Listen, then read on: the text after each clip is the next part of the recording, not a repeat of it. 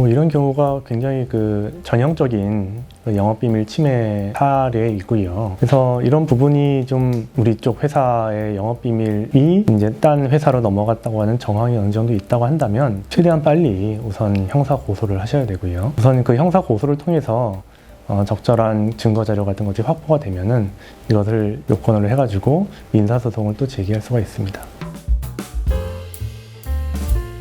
우선 이 영업 비밀이 무엇인지 이걸 먼저 좀 생각을 하셔야 되는 거고요. 이 영업 비밀이라는 것은 이제 판례에서 정하기로는 우선 비공지성이라 그래가지고 이게 공공연하게 알려져 있지 않은 기술, 만약에 알려져 있다라고 하는 것은 그건 특허로 이제 진행을 해야 되는 것이고, 공공연하게 알려져 있지 않은 기술은 이제 비공지성, 그리고 두 번째로는 이제 경제적 가치가 어느 정도는 있어야 된다. 가치가 전혀 없는 것은 영업 비밀로서는 인정이 되지 않겠죠. 그래서 그런 경제적인 유용성, 그리고 마지막으로는 이것이 이제 어느 정도 이제 영업 비밀로서 관리를 해야 되는 그런 비밀 관리성, 이렇게 세 가지 요건을 이제 갖추었다라고 하면 이제 영업 비밀이라고 할 수 있겠고요. 이런 영업 비밀이라는 것은 어느 정도 이제 회사에서 관리를 해줘야 됩니다. 그래서 이거를 계속 관리를 하다가 이 비밀이 이제 회사 바깥으로 나갔다 오는 정황이 어느 정도 보인다라고 하면은 바로 이 부분에 대해서 신고를 하든지 고소를 하든지 이런 적절한 조치를 취하시는 것이 중요합니다. 그러니까 우선 일반적으로 이제 실무적으로는 이것이 경제적 가치가 사실 없는 경우는 거의 없고요.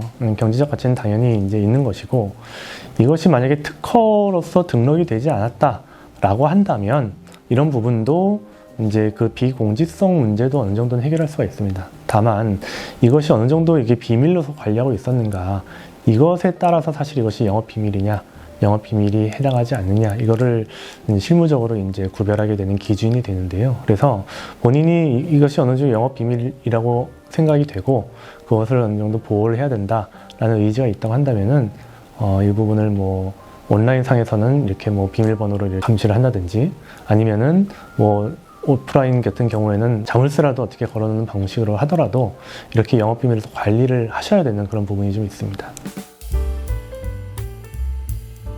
이게 사실 손해배상이라는 게 쉽지가 않은데요. 그러니까 우선 형법상으로 이제 고소를 해서 횡령이나 배임 이런 식으로 이제 고소를 해가지고 영업비밀 침해에 대해서 이제 상대방이 처벌을 받게 되면 이제 상대방이 이제 벌금을 받든지 아니면은 징역형을 받든지 이렇게 처벌을 받는 것이고, 사실 그걸로 인해서 이제 고소인, 즉 이제 피해자가 경제적으로 피해 회복을 받는 것은 아니고, 두 번째로 해야 될 일이 이제 민사소송으로 손해배상 청구를 해야 되는 것인데, 여기서 이제 손해배상액을 특정하는 것도 이제 피해자의 이제 입증 책임이 있습니다. 근데 여기서 일반적으로 이제 손해배상액을 하는 것은 이렇게 영업비밀 침해로 인해서 매출이 어느 정도 하락이 됐는지에 대해서 이제 회사에서 어느 정도 파악을 해서 그 동일한 비밀을 사용해서 만들어진 매출이 어느 정도의 차이가 있었다.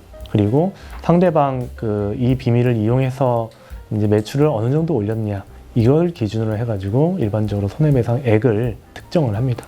그럼 현실적으로 그런 것도 받아내는 것도 가능하죠? 시간이 좀 걸리더라고요. 물론 가능하고, 그래서 민사소송에서 그렇게 손해배상에 대한 손해배상 사실, 이것은 이제 형법상으로 처벌을 받음으로써 입증이 가능하고요. 그리고 손해배상액의 특정은 방금 말씀드린 대로 그런 매출액의 하락, 그리고 상대방 매출액의 상승으로 어느 정도는 입증이 가능합니다. 이렇게 되면은 이제 민사소송에서 승소를 하면 이제 상대방 회사나 아니면 그 실제 가해자 직원을 상대로 집행을 통해서 피해 회복이 가능합니다.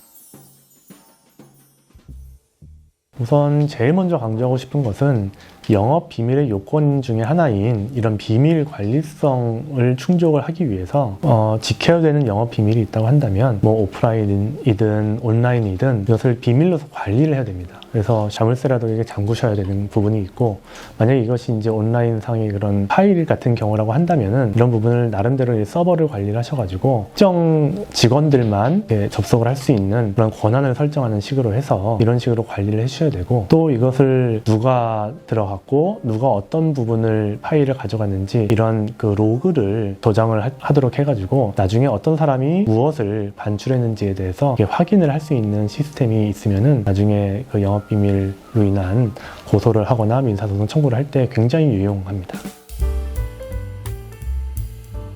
처음에 이제 입사를 하실 때 여러 가지 그런 이 회사 안에서 영업으로 인해서 회사의 업무로 인해서 얻게 되는 그런 비밀에 대해서는 제3자에게 유출하지 않는다라는 그런 확인서 작성하는 것이 좋고요. 동의서를 작성하는 게 좋고, 그리고 두 번째로 이제 경쟁 업체나 관련 업체로 전직을 어느 정도는 금지한다는, 전직을 하지 않는다는 약정을 받는 것도 중요합니다. 물론 이런 부분에 대해서는 약간의 한계가 있을 수도 있겠지만은 적어도 이런 부분에 대해서 이제 약정을 받게 된다면 이런 영업비밀 침해에 대해서 완화가 될 수 있는 하나의 중요한 그런 방법이 되겠습니다.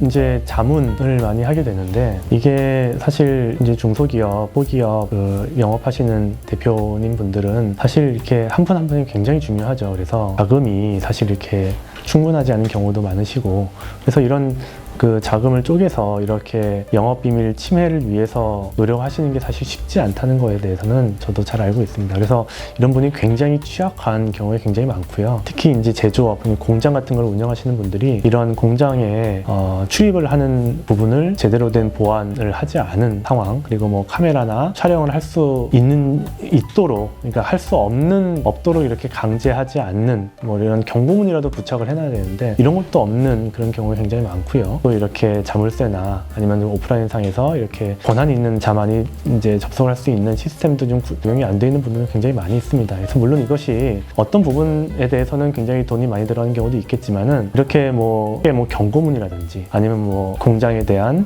출입문 이런 시스템이라든지, 그리고 또 어떤 영업 비밀에 대해서 간의 그 로그 같은 서버 로그 내지는 이렇게 특정 유저만 들어갈 수 있는 그런 로그인 시스템 정도만 만드셔도 이런 부분은 굉장히 그 적은 금액 또는 거의 뭐 금액이 안 들어가는 그런 시스템도 구축을 하실 수가 있습니다. 그래서 이런 부분만 좀 전체적으로 좀 고려를 해주셔가지고 방비를 한다고 하면은 나중에 이로 인해서 비밀 침해가 발생하게 된다면 거의 뭐 회사의 존립 자체가 문제가 되는 그런 큰 문제가 발생할 수 있기 때문에 이런 부분을 좀 전체적으로 고려하시는 것이 좋을 것이라고 생각이 됩니다. 그래서 나중에 일이 이제 영업비밀 침해가 발생하게 되면은 이게 뭐 호미로 막을 것을 가래로 막는다고 상당히 큰 금액을 들여야 되는 수가 있고요. 또 금액을 들여도 이 피해 회복을 하지 못하는 경우가 굉장히 많습니다. 그래서 형사 고소를 해서 상대방이 처벌을 받는다 하더라도 이로 인해서 피해 회복은 사실 잘 못 받게 되는 그런 경우가 굉장히 많습니다. 그래서 특히 이런 영업비밀 침해 같은 경우에는 예방이 상당히 중요하고요. 발생하게 되면은 일정 부분의 손해는 감수를 해야 되는 경우가 상당히 많기 때문에 다시 한번 말씀을 드리지만 이런 영업비밀에 대한 요건을 확실히 확인을 하시고 영업비밀이 될 수 있는 요건이 충족할 수 있도록 시스템을 만드시고, 또 직원들에 대한 주기적인 교육, 그리고 직원들이 입사를 하거나 퇴사할 때